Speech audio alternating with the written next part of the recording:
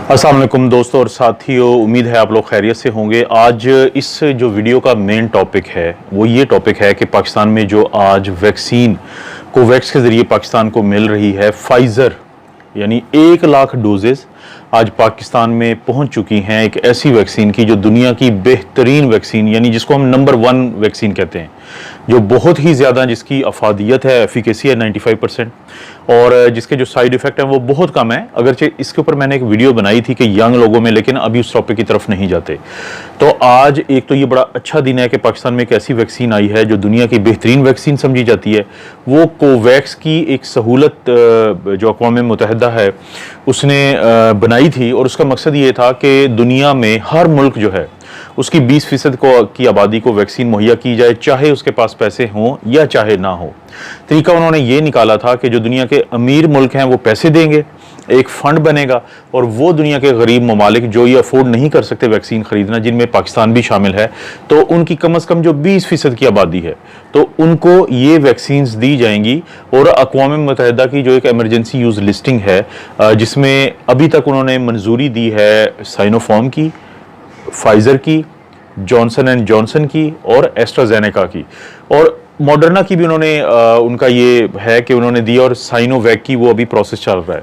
तो उनका प्लान ये है कि ये जो तमाम वैक्सीन्स हैं ये कोवैक्स के ज़रिए मुख्तलिफ ममालिक को मुख्तलिफ मिकदार में दी जाएंगी ताकि वो अपनी 20% आबादी को कम अज़ कम वैक्सीन लगा सकें। और पाकिस्तान को मिलेंगी 1,72,00,000 डोजेज़, और इससे पहले पाकिस्तान को एस्ट्राजेनेका मिली है 12 लाख डोजेज़ और 12 लाख मज़ीद मिलनी है, यानी 24 लाख वो हो गई, और 1 लाख जो डोजेज़ हैं वो पहली खेप आई है पाकिस्तान में फाइज़र की, जो एक बड़ी खुशाइंद बात है। तो ये जो वीडियो है ये बुनियादी तौर पर इस बारे में है कि अमेरिका में जो फाइज़र लगी है तकरीबन 4 महीने अप्रैल 30 तक, तो 10 करोड़ लोगों को जब लगी है तो उसके बाद कितने वो लोग हैं कि जिनको ब्रेक थ्रू इन्फेक्शंस हुई हैं। ब्रेक थ्रू इन्फेक्शंस उसे हम कहते हैं कि जब वैक्सीन लगने के बावजूद कुछ लोगों को इन्फेक्शन हो जाती है तो इसको हम ब्रेक थ्रू इन्फेक्शन कहते हैं। लेकिन उससे पहले कुछ छोटी छोटी अपडेट्स हैं पाकिस्तान से एक अपडेट तो ये है कि पाकिस्तान में वो तमाम लोग जिनकी उम्र 18 साल है और वो पेशे के एतबार से वो उस्ताद हैं या टीचर हैं, तो उनको अब वो वॉक इन उनकी वैक्सीनेशन शुरू हो गई है कि वो किसी भी सेंटर पे जाएं अपना शनाख्ती कार्ड लेके और अपनी वैक्सीन वो लगवा सकते हैं। ये बड़ा एक अहम एक पाकिस्तान ने एक माइलस्टोन अचीव किया है। बहुत सारे उस्ताद जो हैं, टीचर्स जो हैं, वो मुझसे रब्ता करते थे। उनको ये था कि वीडियोस बनाता है तो अगर हम कहेंगे तो कि आप ये बात करें कि टीचर्स को वैक्सीन लगाई जाए डॉक्टर्स की तरह फ्रंट लाइन के तौर पे। अगरचे मैं कायल हूँ इस चीज़ का, लेकिन उसमें थोड़ा सा प्रॉब्लम ये आता था कि फ़र्ज़ करें कि तमाम टीचर को लग जाए लेकिन स्टूडेंट वैक्सीनेटेड ना हो, यानी 18 साल से ज़ायद जो उम्र के, तो फिर भी शायद यही प्रॉब्लम बनेगा। लेकिन मैं पर्सनली कायल हूँ कि टीचर्स को बाकी जो फ्रंट लाइन हेल्थ वर्कर्स हैं उनकी तरह जल्द से जल्द वैक्सीन लगानी चाहिए। आर्मी को, पुलिस को, ये जितने भी एसेंशियल सर्विसेज हैं, तो एक तो ये बड़ी खुशाइंद बात है। और दूसरा, पाकिस्तान में आज के दिन से ही जो 30 साल के लोग हैं, 30 साल के लोग जो हैं उनकी वैक्सीनेशन जो है वो भी अब वॉक इन के ज़रिए शुरू हो चुकी है, और वो जाके अपनी वैक्सीन किसी भी सेंटर से शनाख्ती कार्ड दिखा के या अपना उन्होंने ज़ाहिर है रजिस्ट्रेशन तो करवाई हुई होगी तो वो दिखा के अब वैक्सीन लगवा सकते हैं। ये दो बड़ी अहम अपडेट है। लेकिन तीसरी अपडेट तशवीशनाक है थोड़ी सी, और वो तशवीशनाक क्या है कि पाकिस्तान में पहली दफ़ा ये अब तस्लीम कर लिया है या तशखीस हुई है कि इंडियन जो वेरिएंट है जिसको हम कहते हैं B.1.617.2, यानी .2 जो है ये सब वेरिएंट है कि 3 वेरिएंट्स हैं उनके B.1.617 के, तो उनमें से जो 2 है जिसको वेरिएंट ऑफ कंसर्न भी कहते हैं कि जो तेज़ी से फैलता है। कितनी तेज़ी से फैलता है यहाँ से अंदाज़ा करें कि जो बरतानवी स्ट्रेन है उससे भी वो तकरीबन 35 से 50% ज़्यादा तेज़ी से फैलता है। तो उसकी तशखीस हुई है पाकिस्तान में, बाकायदा तौर पर इसकी अनाउंसमेंट हुई है। हुआ ये था कि आज से तकरीबन 2 हफ्ता पहले थाईलैंड में एक खातून और उसके 4 साल बच्चे में जो इंडियन वेरिएंट है उसकी तशखीस हुई थी। तो जब वो तशखीस हुई तो उन्होंने पाकिस्तान को बताया कि भाई ये जो दो फैमिली है ये पाकिस्तान से ट्रैवल करके आई है, तो इंडियन वेरिएंट वहाँ पे है और वहाँ से ये इनको मिला है। तो हमारे जो असद उमर हैं जो फेडरल मिनिस्टर हैं स्पेशल इनिशिएटिव के और जो पूरे इस मामले को देखते हैं, तो उन्होंने कैटेगोरिकली उन्होंने मुकम्मल तौर पर रद्द कर दी थी ये बात, और पाकिस्तान में की तरफ से ऑफिशियली बताया था कि यहाँ पर कोई वेरियंट नहीं है। लेकिन अब साबित हो गया कि पाकिस्तान में ज़ाहिर है बरतानिया की वेरियंट तो ज़्यादा है, जिसकी वजह से पाकिस्तान में ये 3rd वेव भी आई थी। साउथ अफ्रीका की वेरिएंट के भी कुछ केसेस हैं और ब्राज़ील की वेरिएंट के भी कुछ केसेस हैं और इंडियन वेरिएंट के भी। लेकिन मैं आप दोस्तों को एक चीज़ बता देता हूँ कि दुनिया में कोई भी वेरिएंट जो तेज़ी से फैलता है तो वो कम लोगों को की डेथ होती है डायरेक्टली उसकी वजह से।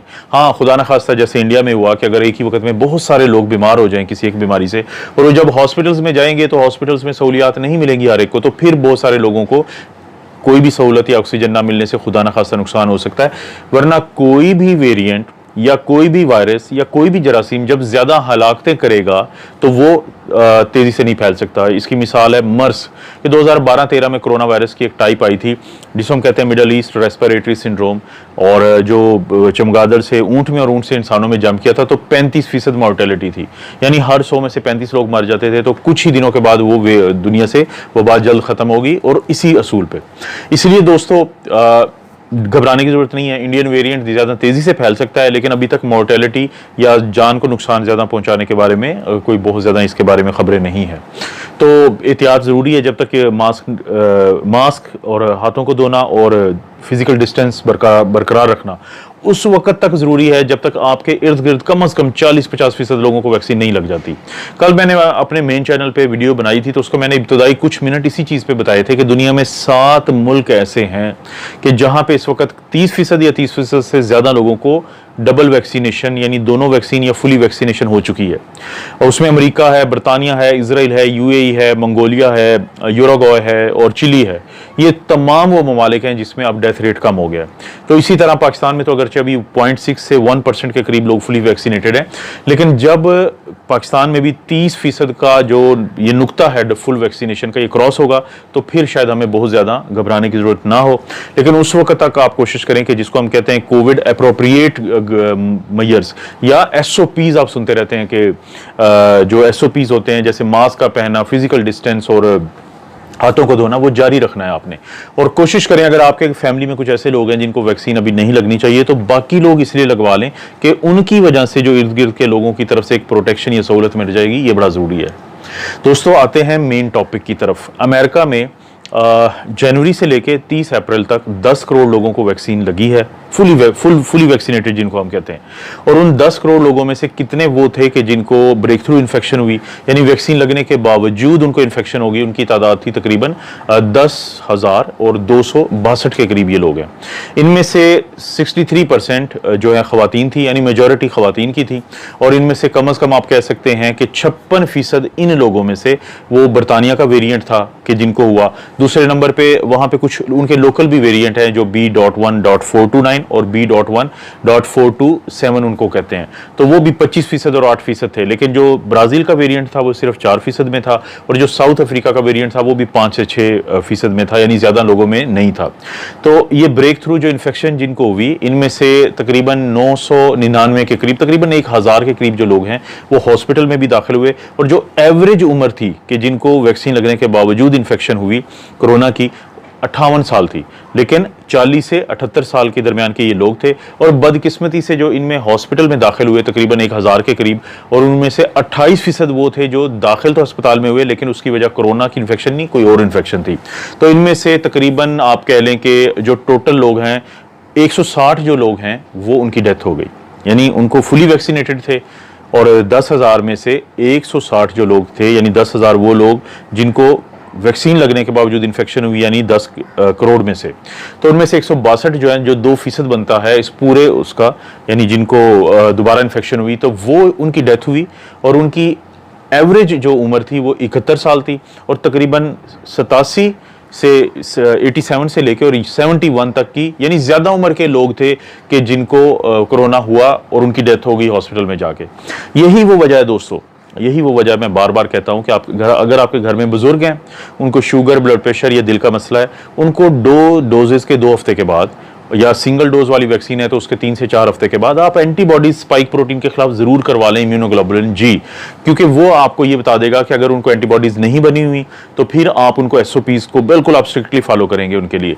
लेकिन अगर बनी हुई है तो किसी हद तक फिर आपको इत्मीनान हो सकता है कि फिर आपको इन्फेक्शन नहीं होगी। दरअसल एक अमेरिका के डॉक्टर थे, उनकी उम्र थी 81 साल। तो उन्होंने ट्रैवल किया था अपने फादर इन लॉ की अयादत के लिए इंडिया में। गाजियाबाद का एक इलाका है मध्य प्रदेश, उत्तर प्रदेश में। तो वहां पे उनको कोरोना हुआ और उनसे उनकी डेथ होगी। वो खुद भी एक इन्फेक्शियस डिजीज स्पेशलिस्ट थे। इस खबर पे बहुत सारे लोग मुझसे पूछते थे, तो मैं उनको एक ही बात कहता था कि जब तक आपको ये नहीं पता चलेगा कि फुल वैक्सीनेशन इस एज में लगने के बावजूद एंटीबॉडीज बनी थी कि नहीं, तो इस पे कमेंट करना जरा मुश्किल है, क्योंकि ब्रेक थ्रू इन्फेक्शंस पॉसिबल हैं, क्योंकि एक खास उम्र में जाके जो इम्यून सिस्टम है वो बहुत ज्यादा रिस्पॉन्स नहीं देता। दोस्तों, ये वीडियो बनाने का मकसद आपको एक अपडेट देना था। आप अपना और अपनी फैमिली का ख्याल रखें। अल्लाह ताला आपको और आपकी फैमिली को हर किस्म की बुराई, बीमारी और आजमाइश से महफूज रखे।